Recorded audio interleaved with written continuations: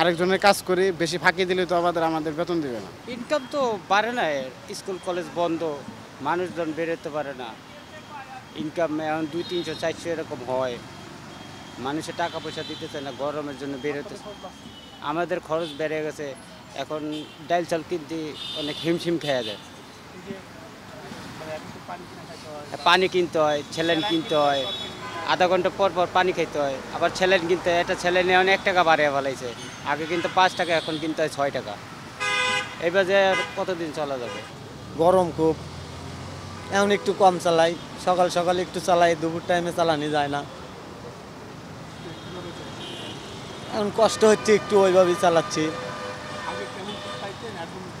এখন একটু কম পাই, আগের চেয়ে একটু কম পাই, মানুষজন কম বাড়ায়, গরমের চোটে বাড়ায় না, একটু কম কম কেন। সকাল থেকে পর্যন্ত 150 টাকা কাম করছি। এই সময় সকাল তানে এখন নিম্নে 300 টাকা 400 টাকা হইতো, এখন একটু কম হয়। আর খালি খ্যাপ সেমাত বসে থাকলে তো আর মানুষ আগে আসে না, রোদের মধ্যে খাড়া থাকতে কষ্ট হয়, যা সেমাত বসে থাকি, লোকজন কম আসে। এই 1, 2, 3 ঢাকায় জমি জিতে নিন 100% ক্যাশব্যাক সহ 20 কোটি টাকার পুরস্কার। প্রচণ্ড রোদ, রোদ আমাদের এরকম রোদ মানে সহ্য করার মতো না। খুব কষ্টে কাজ করতেছে।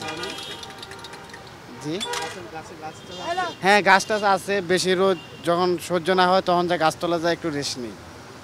আমাদের 8টা থেকে সন্ধ্যা পর্যন্ত কাজ করতে হয়, এই রোদের মধ্যে কাজ করতে হয়।